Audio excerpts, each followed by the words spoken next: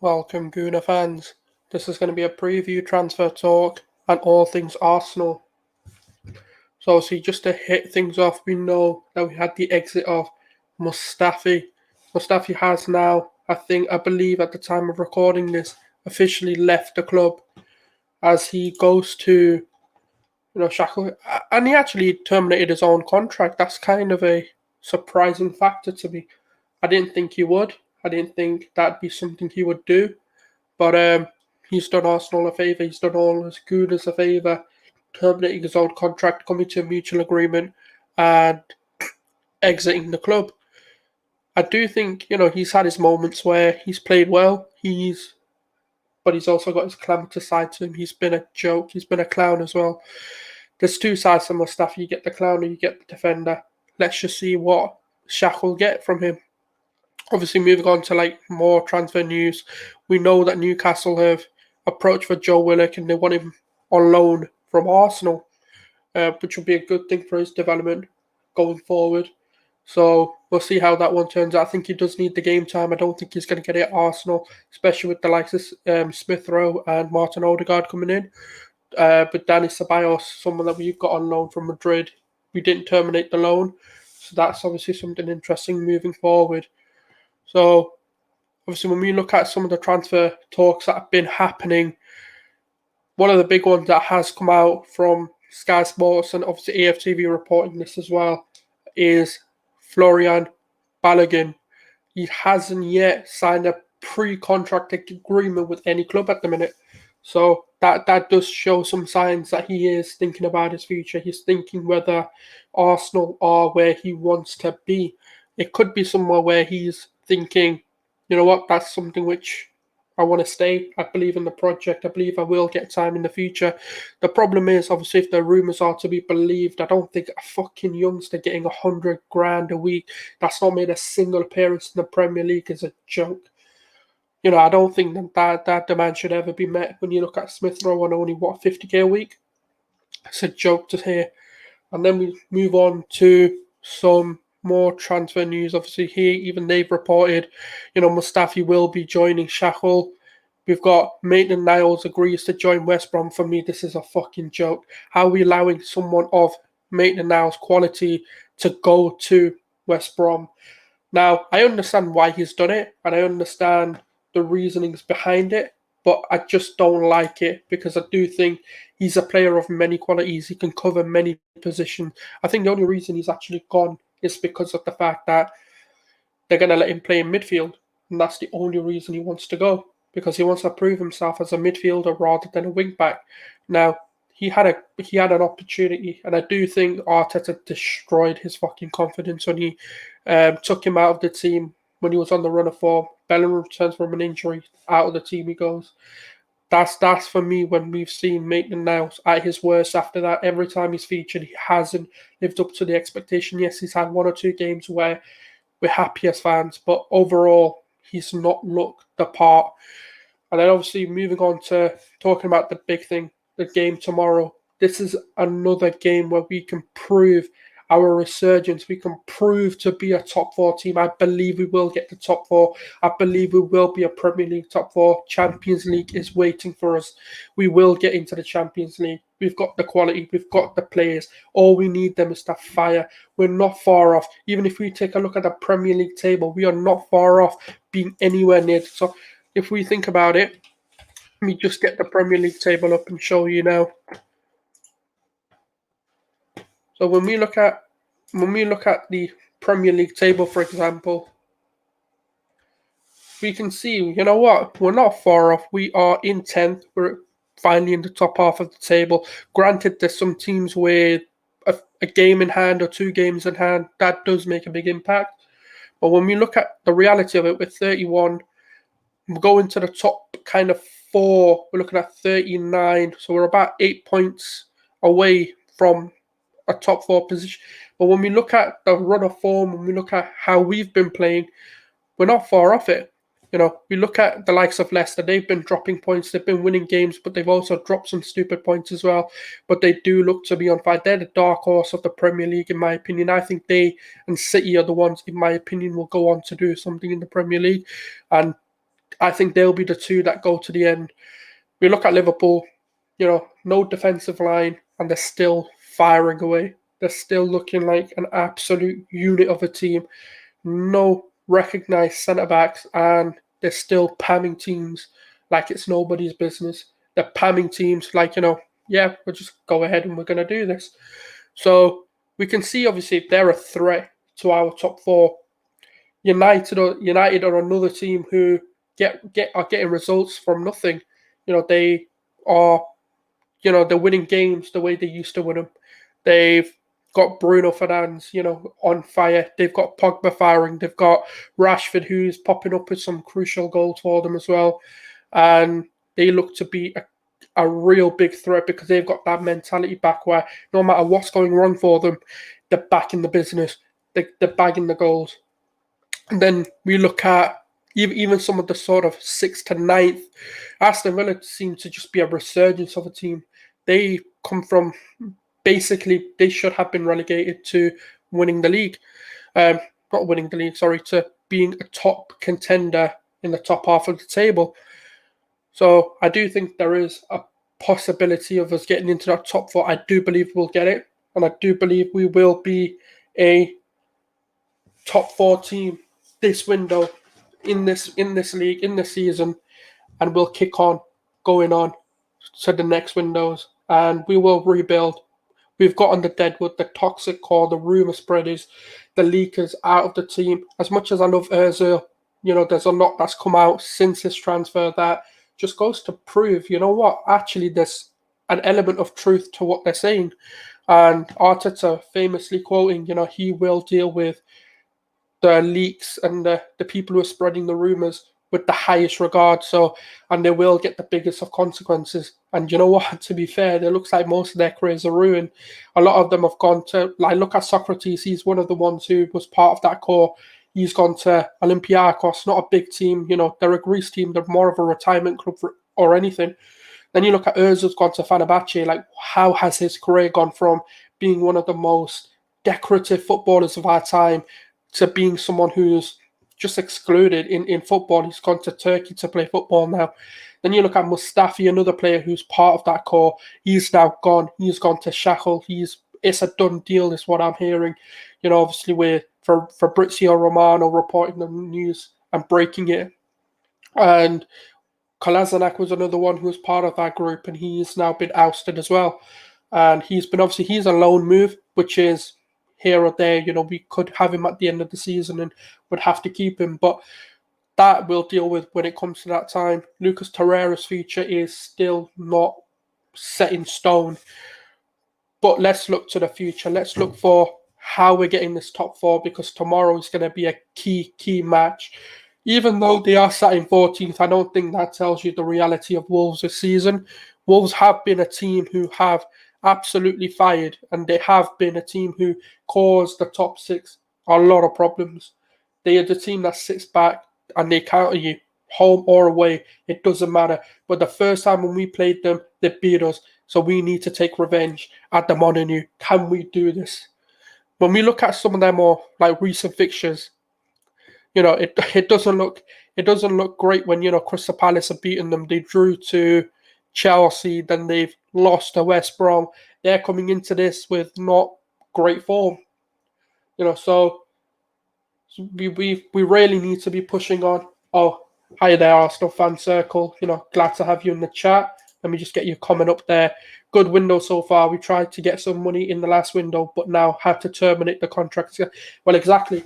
I think obviously what Arsenal needed to do more than anything is just get rid of the deadwood. I don't think the money for me was anything important. I think getting them off the wage bill and just getting rid was one of the key things we needed to do, because I think just getting their contracts freed up allowed us to bring in players, because we seen why Ramsey left. Ramsey left on the sole backing on the fact that we didn't want to give him the same money as Ozil, because Ozil was the top earner and Ramsey thought, Ramsey was more important at the time than an Ozil. Obviously, he was demanding around 300 to 320k mark a week, which we just weren't willing to give. And then obviously became a free agent, and Juventus went and just gave him ridiculous amounts of money, in my opinion. And again, yeah, our Scottish two stretch, we may draw this game 1-1. Yeah, I mean, I've not really gone through the team news, which is obviously we can see the main man himself, Obama Blood Klayang, is back in the business. I hope he is actually available. It doesn't really say anything about him being excluded completely out the team, but even they're saying it. They're doing a Boris Johnson on this as well. They're saying yes, no, it might be, might not be. We just don't know. So, well, we'll see what happens with that one. 1-1, I think is a. I think it will be a tough game. I don't think it'll be as easy as just just gonna go blow them. Obviously the big one is Martin Odegaard. Now, in previous videos and previous tweets, I've always said I think against United we play Smith Rowe, and then we give Smith Rowe a rest against Wolves and let Martin Odegaard do the business, because I do think Wolves are coming into this with not the strongest of forms, and that will obviously be the one that for me will determine whether I do think he'll start. Obviously, if we look at Bukayo Saka and Kieran Tierney, we don't know yet if they'll return. Today we've got a training session, but haven't been able to train with us yet. So I think it'll be difficult for them, which is basically for me to say that, you know what, they're not going to be playing. Because if they were training with the team, it will basically give us more of an indication to, yes, they will be playing. But I think Saka and Tierney won't be happening. I think we will have to do without them.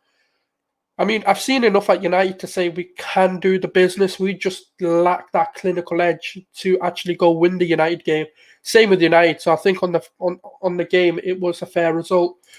And obviously, we're waiting for the clearance for Aubameyang. Obviously, he's had to quarantine. He's had to adhere to some of the coronavirus rules or regulations before he's allowed to integrate back into the team.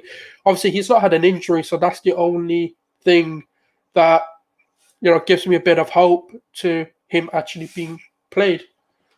And we've got here, we're saying ESR will get 65 minutes and Odegaard will get 25. Personally, I want it to be the other way around, because I just think ESR's just been a bit fatigued. He's been a bit I just think he's been a bit tired in my personal opinion. And we'll see how that one develops. I do think that's an interesting point. I think we'll just have to see how that one comes into fruition. I think I don't know, because I think with Smith Rowe, the reason why he's not played is and he hasn't featured a lot of the season is just based on the clear fact of fatigue and injury. Do we now just keep risking him and just go until he gets injured, or do we now give him a rest and give Odegaard? Because Odegaard's had enough time, in my opinion, to come back into this. So we'll have to see. I mean, I have sent you a DM if you wanted to join the stream and maybe give your opinion on the team. Obviously, you've been a great member just in the chat there. So if that is something you'd be interested in popping on, I have sent a link to the stream if you want. Yeah, I mean, I just went through the record of Wolves, and yeah, man, he's not winning 8 games, and that's obviously somewhere where we need to. These are the kind of games where we need to absolutely show us that we've turned the corner and that we've actually turned this around. And Arteta's biggest game, because we're now going into a team with absolutely no wins, no confidence. They're out of form. Even West Brom beat them, a team that was destined for relegation, went out and beat them. I know Wolves don't tend to do good against the bottom half of the table, which is where we're sat right now. So maybe that's an advantage to us. Maybe that gives us more hope as Arsenal fans that we might actually go and win this. But when we look at the team news, obviously we knew from the beginning that Lacazette would be fine. He will be in contentions to playing in this game. This is actually quite a. He's been playing at Real Sociedad for the season, so he's not been someone who in my opinion, needs to build that fitness up, because he has been playing on a regular. So I don't know whether this is too much to read into, because I don't think his fitness is a problem. But obviously the club know better than us in regards to, whether his fitness will be an issue. So obviously tomorrow will tell whether that's the case or not. But I do think there is an element to it. Obviously, whilst we've seen the team news and we've seen possible exclusions, let me get into my starting 11 and who I think will be playing.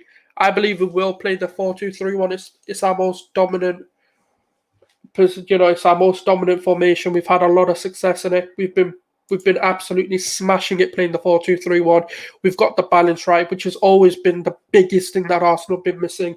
We've not had the balance in midfield to the defence. We've not had a good defence that complements our midfield, and likewise. So we've always had a problem there. But with Granit Xhaka, what a turn of fortune that man has had. He can now, wear that Arsenal top with fucking pride, my guy. You can wear that top. You can captain the team if you want to, because he's turned the corner. A lot of people had a problem with him, when he said he didn't want to apologize. He wanted his words to be on the pitch. Big up yourself, Republic of Arsenal. Big up yourself, man. Love your content. Keep smashing it. Keep grinding. Thank you very much for the shout out, man. We look at Granit Xhaka and his turn of fortune. But whilst I get into the team, I will be talking about it in more depth on each player as they come. So obviously the main thing is I don't think there's really many questions. As long as he's fit, he's always going to be playing. He's our number one. Forget about Emi Martinez. He's gone. We don't need to be talking about him anymore. We've got our goalkeeper, the one that's kept us in this league, that's kept us second best defense in the league. He's gotten us out of so many, predicaments. Thank you very much, Arsenal fan channel. Thank you for the shout out. I do appreciate all the help that you've been giving me, and obviously your channel as well. Obviously, anyone who's watching this that may not know about Arsenal Fan Circle, check them out. I will try and leave some links in the description. If not, I'll be over on Twitter, and I'm always retweeting and I'm always quoting these guys. So go over there and check them out. Subscribe to them. I will try and leave links to the description for anyone that's involved in my channel and anyone that's helped me come to where I am and inspired me to do YouTube and give my thoughts and process to everything. So thank you very much, pal. And obviously going into the goalkeeper position, there is no one else but Leno. Leno's the man of the hour. He's the one who's, for me, he's our out-and-out number one. There is no one else that can play that position right now. I don't think even Matt Ryan comes into it. I don't think there's a fitness concern for him, so him not being involved just would baffle my mind. Then obviously we come to the two centre-back positions. A lot of people know my thoughts on our centre-backs. I think David Luiz had an absolutely amazing performance against Manchester United. I think he was our man of the match. And Xhaka, obviously the two, you can have your toss-ups. I think, either are well-deserved of, the man of the match title. For me, this is how I want to see us line up. I want to see us with a man to return, which is Gabriel. Yes, he's had COVID. Yes, he's been injured and he's not looking fit. Yes, he looked rash against Southampton in the FA Cup. A lot of people think, I don't think it's his fault that we lost that game. I think he just needs a bit of fitness, and this is the perfect game where there won't be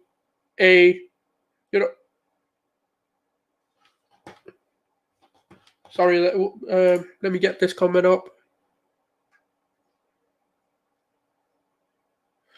Yeah, so funny story. It's actually Manchester. I'm a Manc Gooner, surprisingly. That won't go well with a lot of people, but yeah, that is where I'm from. Obviously, my family's background is from Pakistan, so I've got a bit of everything in me. But no, I'm a Manc Gooner. So the Saturday game was a big one for me because for a bit of pride, for a bit of joy. I was going to get a lot of stick if we'd got absolutely annihilated in that game. So, but yeah, no, thank you for your comment there, pal. And moving on to the second centre-back position. This is a tough one for me because I don't want to drop Holding, not because he's not been playing well or because he's been our best player. He's been arguably in the run of form one of our better players alongside Saka, alongside Tierney. So But is this the game where we rest him? Because I don't want to make too many changes. So for me, I think this is where we just leave Holding in because he's on a run of form. We've had a few defensive issues. So we leave one of our informed defenders and have Gabriel. I think that partnership in itself will work. Yes, I know people have got this foot, thing where we've got to have a balance on foots and stuff. But personally, we've had two right backs, centre backs, and we've won leagues with them. Other teams have done the same. It's not always about balance, but getting the team to play well together. So I do think that would be strong enough to keep out because they don't pressure in the attack. They just they hold back and they attack at once. And I think Holding and Gabriel together will make a good pairing with the fact that obviously when I get into the midfield, you'll understand more why. They just need to be alert. They just need to stay awake. There's got to be no shutting off because that is what Wolves do. They're really good at getting teams to shut off on you and then attack you. So you got the coveted number. You got the Obama blood clot Yang number. Big up yourself there. You got the big man there. And moving on to the right back position now. This is tough, man. If Kieran Tierney was fit to play, this would be an easy decision for me. But the fact that Kieran Tierney isn't fit, there isn't really any options other than we have to play Bellerin. To be honest, I think he gets some unwarranted stick. I don't think people give him the credit he's due for many reasons, whether they like him or they've got an agenda against him. I do believe there's a lot that he needs to learn. He doesn't have the discipline to keep that right back position because he does just bomb forward. He doesn't know when to attack and when to stay. He does drift in. He gets attracted to the ball. He's a ball-watching defender, which is silly. You shouldn't be doing that. But he hasn't been bad recently. I don't think I've criticised him too much recently. I think he's been one of those players who he's getting better. I think he still needs to learn when to cross what type of ball. He seems to just do these floating balls, which just never work. He needs to whip them sometimes. He needs to have a bit of a range to his crossing and passing. He needs to help with the run across the attacker to allow the person who's on the right to have more options. The issue that you've had when Pepe's on the right with Bellerin is Bellerin offers no option. Pepe's either going to cross the ball or come in. So defenders are reading that. There's no threat on the overlaps. Once Bellerin learns that, he needs to be that decoy runner, that's when I think we'll see the best of Pepe, and that's when I think the right-sided will be better because Pepe needs that, so he's got options to cut in or go out. And then we move on to the left side of our team. Now, I would love to just see Kieran Tierney's name here, but unfortunately, we know he's had some injury squabbles and he's not been completely fit. I don't think, even Arteta saying he doesn't know, it'll be a last-minute thing if he does come in. I think if that is the case, we should just leave them out and not risk them. Have him on the bench, if anything. So for me, it has to be the man that's playing out of his skin in left back, which is Cedric.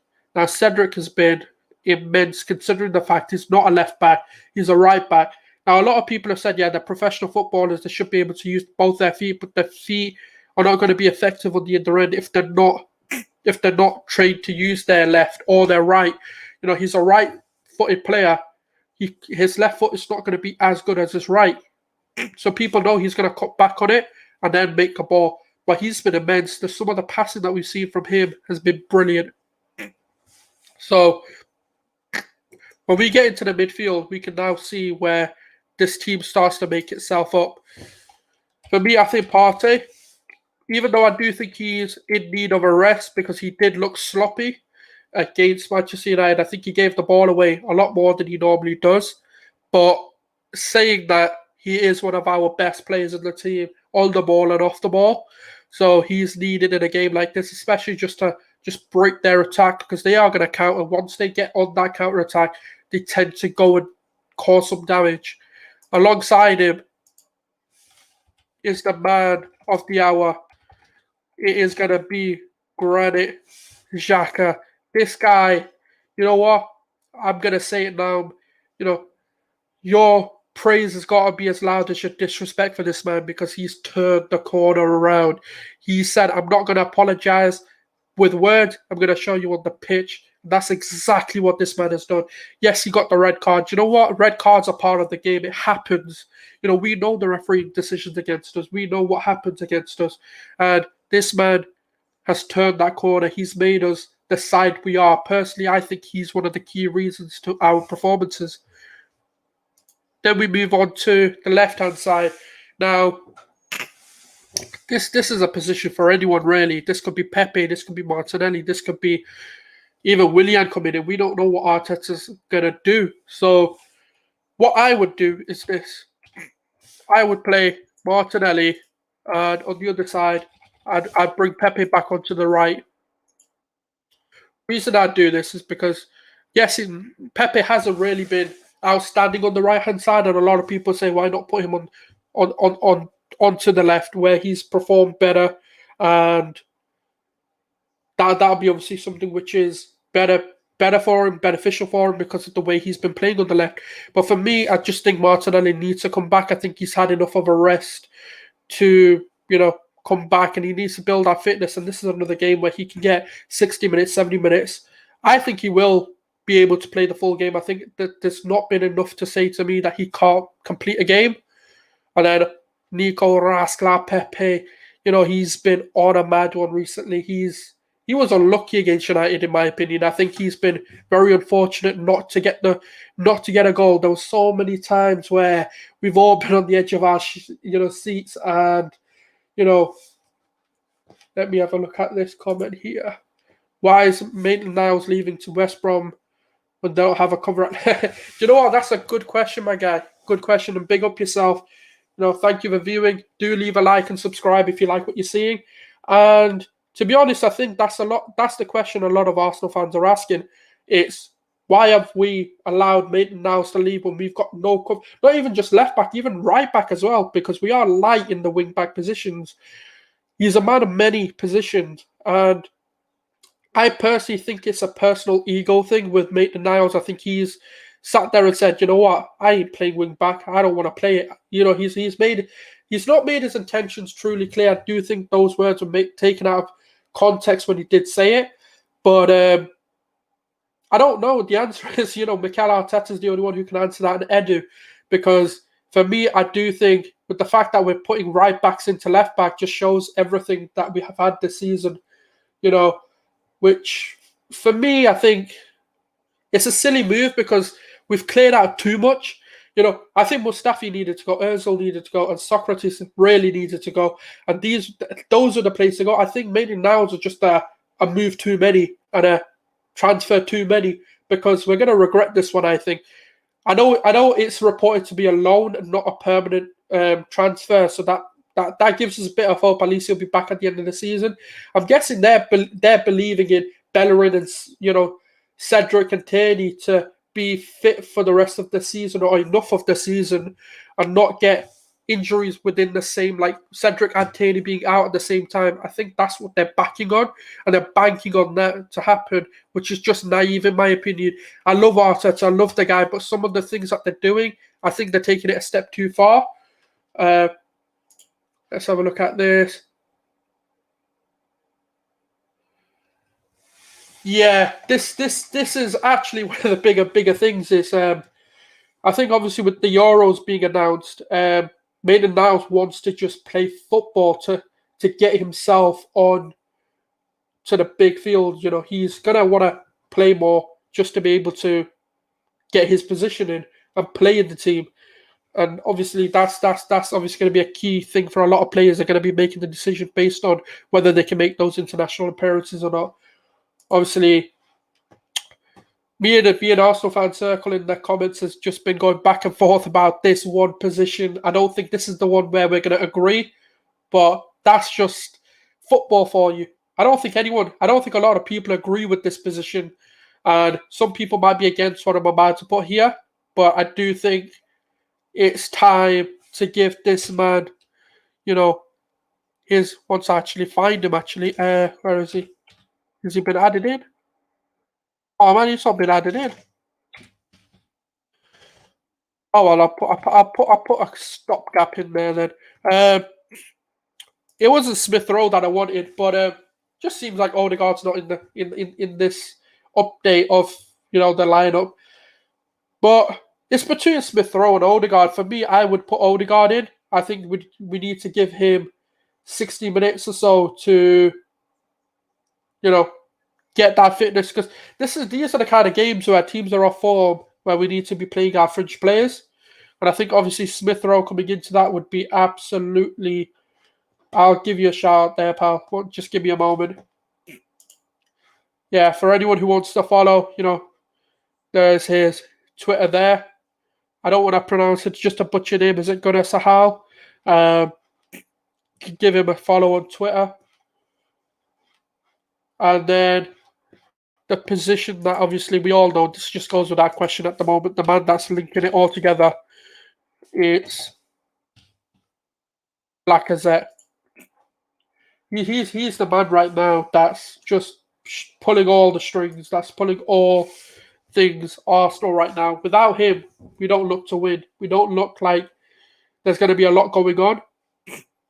So we need him to be on his game. We need him to be the one to pull all the strings, and he's going to be the key to the way we play and break teams down. Because what he does very very well is dropping deeper into the midfield role.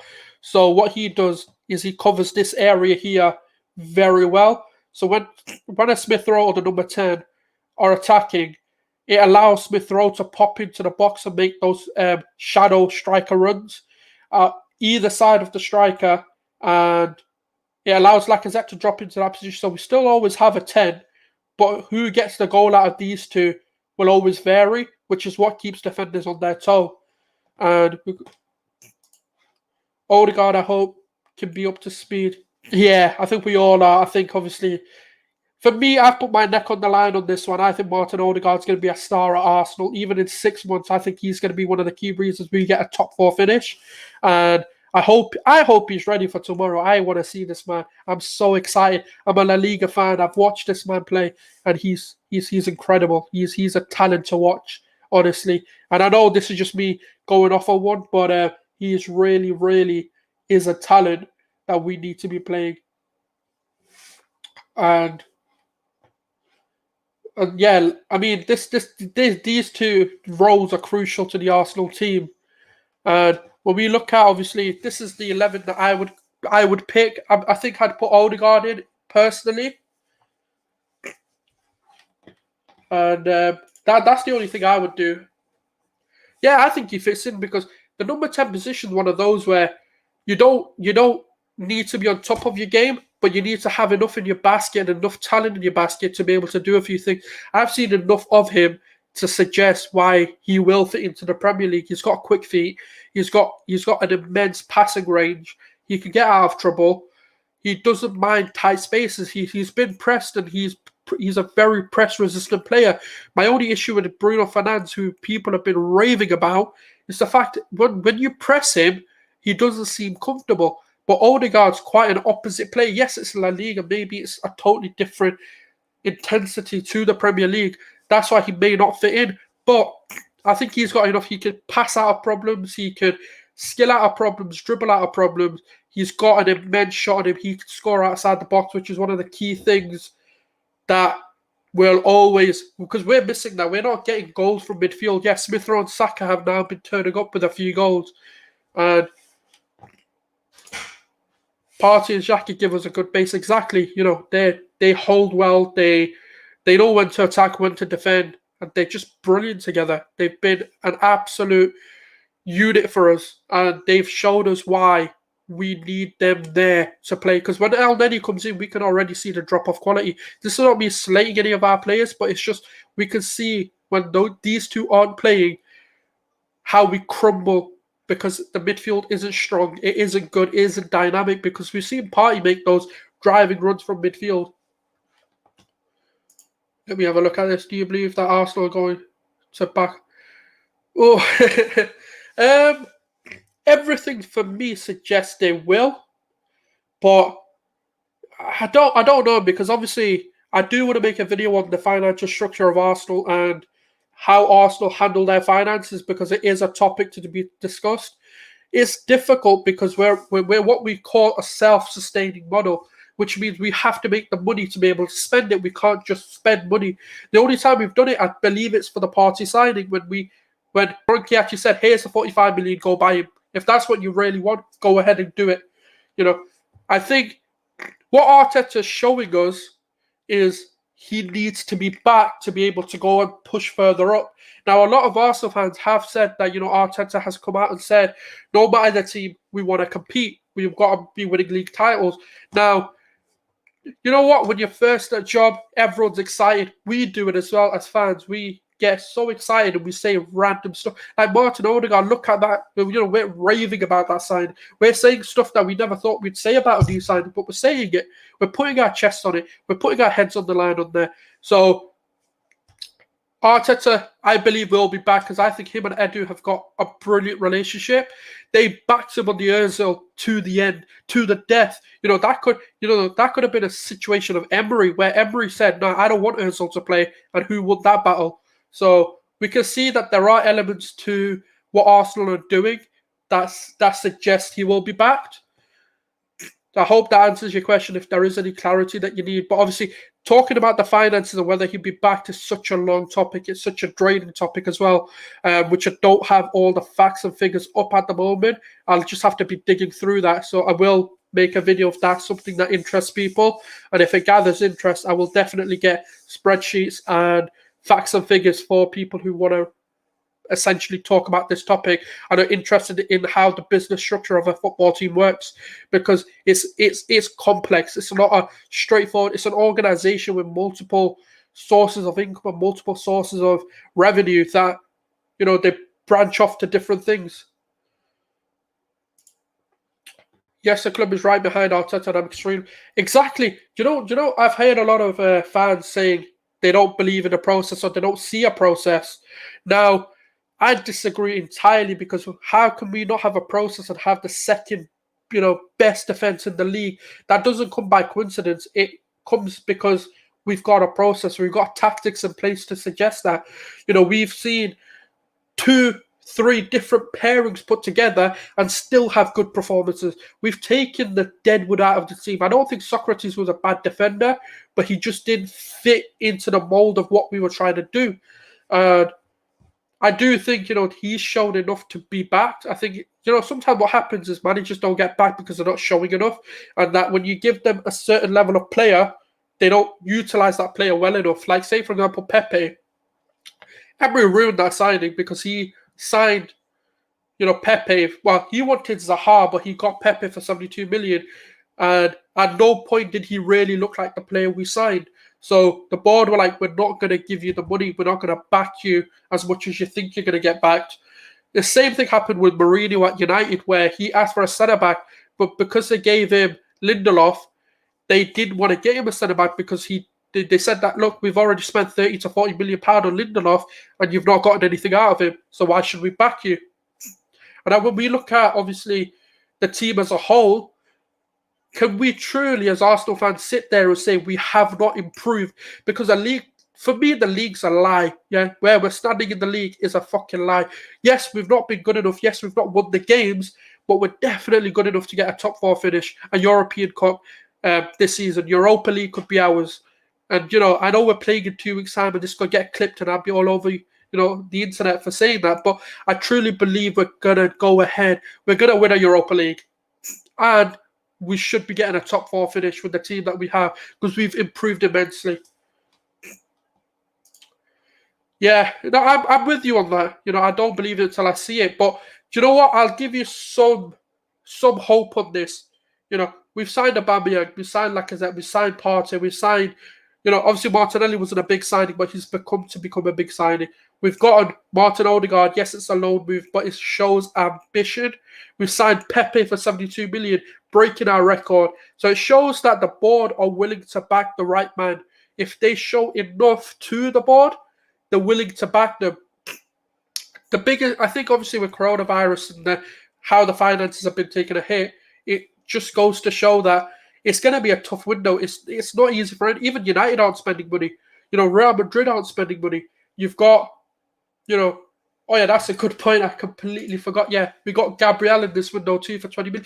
Do you know what? This is one of the signings I want to talk about because every fan, yeah, I don't care who you are, you unless you can evidentially tell me, every fan wanted Upamecano, and they were saying spend 80 million, spend 60 million, whatever the high wages that high demands that RB Leipzig had, and they were demanding those kind of money, and fans were like, just pay it, just pay it. And now look, we've got Gabriel. Obviously, he's had injuries and he's had COVID, which has kept him out of the team, but we're seeing an immense centre back for fractions of the price. So it shows that we're scouting players well.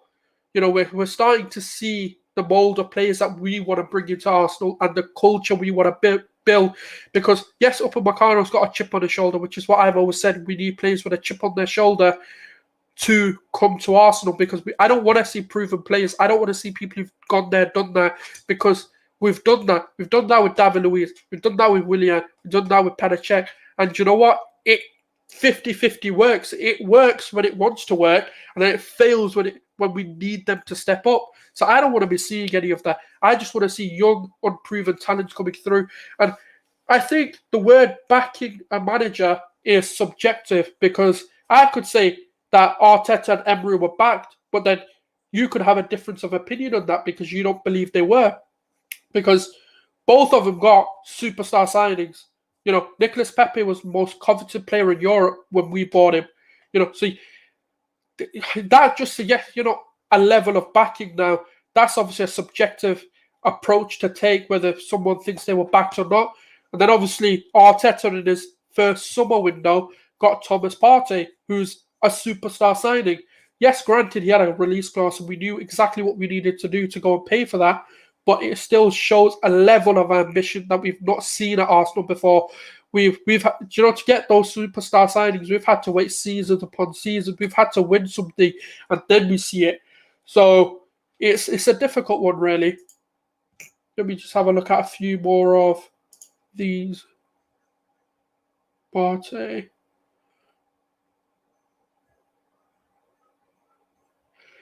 Yeah, I mean, the window in the summer and the winter for me have been, I believe they've been good. I don't think we've had terrible windows, because as Arsenal fans, we need to be realistic about things as well. We can't just sit there and thinking it's Football Manager, it's, Cremon and FIFA, where we just go buy whoever the hell we want. We don't have unlimited funds. We can't just go, add a perk onto our management team and be like, yep, there you go, here's £100 million. Here's a chest of, money for you to go and get whoever you want. So I don't know. I think the window's been fairly good. Yeah, it's easy enough to terminate contract, but are we doing it to be ready for this?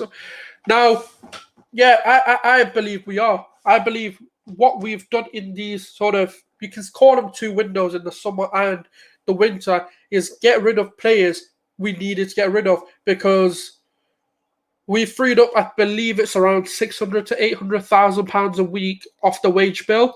Through loans, through just giving players away and terminating contracts.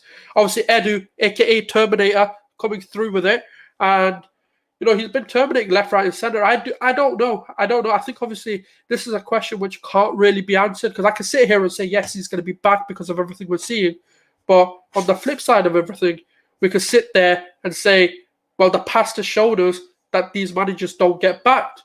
So I don't know. This is hard to answer, because I believe everything's being done to get us ready for the summer, so we don't have the headache of offloading players. I think they wanted to offload them now so they can save 6 months or 4 months until the window officially opens of wages to be able to reinvest back into the team, whether that's through getting a few loans or whether that's going to be through getting megastar signings, so that we've got the wages to pay them. Because the transfer fee, in my opinion, isn't the big deal. It's actually the wages and the sort of running costs of a player that comes off that.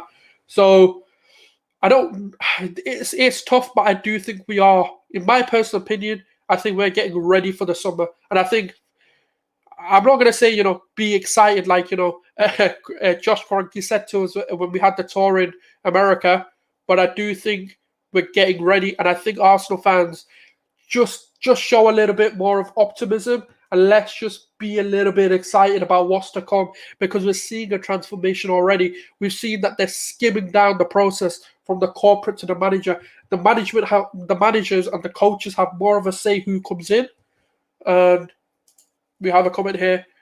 I disagree with you. I don't think we have to improve. We haven't improved for the last year. For example, look at the signing. Like, I don't think I think Mari's the wrong player to use in that example, actually, because I don't think Mari's been bad. I think he's been a player that's been showing up consistently to show us that he can be a good defender. Look at Holding, and Mari's partnership. That was brilliant. We've seen that's when our defensive shape started to take shape, and our line was holding better.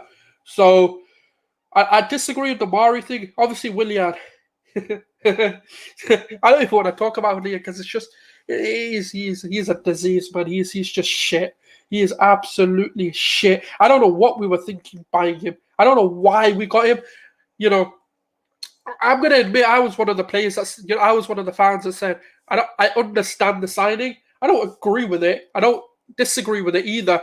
But I do think obviously the Willian signing is gonna divide opinion. He's been shit though, man. Honestly, he needs to just not play. Nah, Cedric's been good, man. I can't. No, he's a player that we don't understand why we signed because we haven't played him. But when he's played, he has been amazing. He's been good. He's covered at left back now, and he's had a few run of games where you're like, you know what, I'm seeing an improvement in him as well. So I wouldn't say Cedric. I understand the Willian and I understand David Luiz maybe, but the other ones, I'm sorry, I personally disagree. I could be wrong, it could come to bite me in the ass, but I'm going to say, I think Cedric and Mari made perfect sense for me. They're players who are willing to be bench players and come on when they're needed. So I'm going to disagree with that because they're cover players. They're not really meant to be for the starting 11, and we do need depth, and they do offer that, and they offer depth and strength, not just depth. So I'm sorry there. So I don't fully agree with that.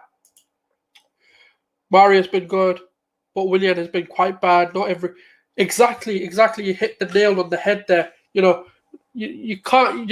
When we look at transfers and when we look at managers, the problem is right. You can go get Ronaldo, Messi, Mbappe, and Neymar, but guess what? That might not work. You know that they've got a proven track record, but they'll come over and you don't know whether they're 100% going to work. You can get the world's best players in an 11 and it won't work.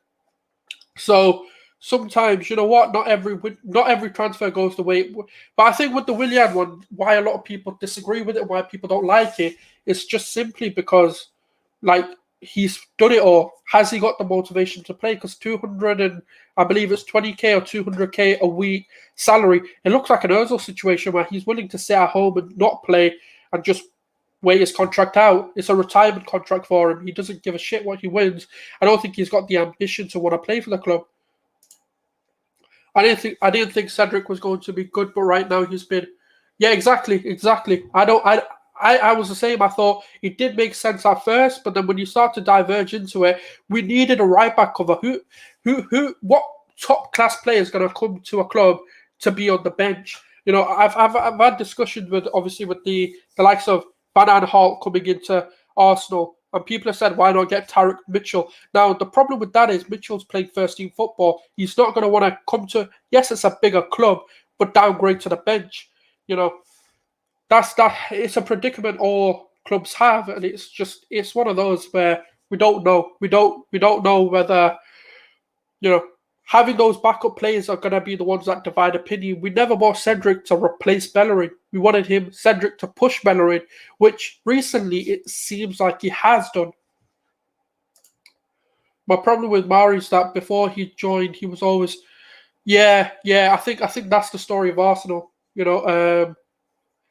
always seem to sign players injured or that get injured all the time. I mean, I don't disagree with that. Aren't we playing him because we don't want to pay the million, or is he actually injured? That's a story that I would love to know. I don't know. So on that one, yeah, we've got a history of signing injured players. I think that's nothing new. I think that's even before the times of Kroenke as well. So that's just nothing new. That's just an Arsenal curse, really. Look at Cedric contract 4 years. Yeah, I think what we do is we want to give big contracts out to protect value. Well, we only extended Holding not because he was in form, but because we wanted to protect his value.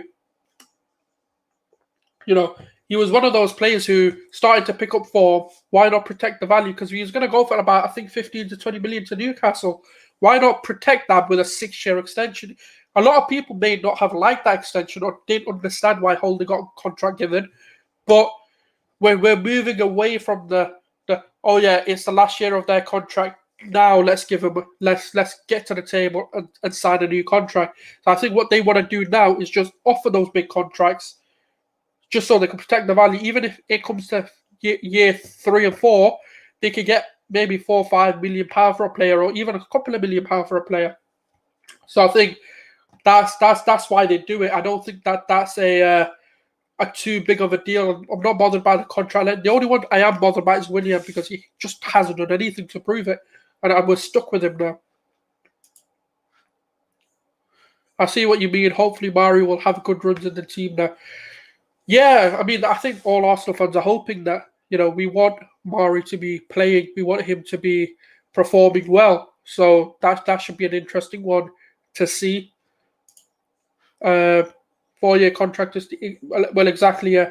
So when we get 2 years in, if he's a player of demand, if he's a player that someone wants to go and buy him, we can sell. Because the issue that we've always had is we've always offered like a couple of year contracts. When they run them down, we've got nothing to protect that against. Because the minute they go into the 1-year window, their value halves or even quarter of the values get given. So we just don't want to do what we've done where Gazidis, he's mismanaged a lot of things, and to change the club around from mismanagement of the last 5 years will take 18 months to. Well, exactly, because this is what I say. This is part of a process. Now you can't do that. What I want to say to Arsenal fans? This is just some advice to them: is if you want a manager every 18 months, go support Chelsea. Simple as that. If you want a manager every few minutes, go fucking support Chelsea, because Arsenal don't do that. We want to give a run to our managers before we decide we want to fire them.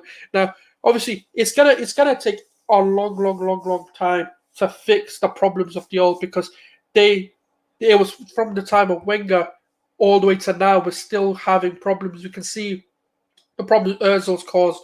Socrates, well, I don't think Socrates was such a call, but like Guendouzi, for example, with his comment, I don't know. For me, Guendouzi is a weird one with the comments that he made, but because he's part of that sort of group of people, he's been obviously he's been banished from the squad because of that, and any little mess up will just cause you to be out of the squad, and but that's all we're doing. This is the problem that we have, and this is why we can't move forward as a club, because we're trying to fix problems rather than actually, bring in and just start relaxing a little bit as a club, where we're not so dire to fix so many situations that we don't have the solutions for. Like, what do we do with Ozil? Well, now obviously we sold him. So, yeah, it's always an interesting topic to talk about the management of Arsenal, because we've been mismanaged for years and years, And yeah, no, he sums it up perfectly there. It's going to take a very long time to fix the issues that we've had. But I mean, for me, that's obviously everything that I wanted to cover. I wanted to cover a bit of, if there are major transfers, I'll be live again, because Arsenal are going to do a business that I'm really hopeful they can do, which is bring in Patrick Van Aanholt. I think that's the signing that's going to happen today. I know they've said they've not been in contact with Crystal Palace, but I don't think Ryan Bertrand was going to happen, and I don't think Mitchell will be coming in. And we haven't really identified any other targets. But I mean, thank you very much for everyone who's tuned in. It's been a pleasure. Arsenal Fan Circle, big up yourself. And Sahal Ibrahim, big up yourself as well. It's been a pleasure to be talking to people with common interests. Subscribe, like, and share. Comment anything on the video once it goes up. And we'll definitely be having more discussions in the future. But thank you very much for sticking around and have a great day, guys.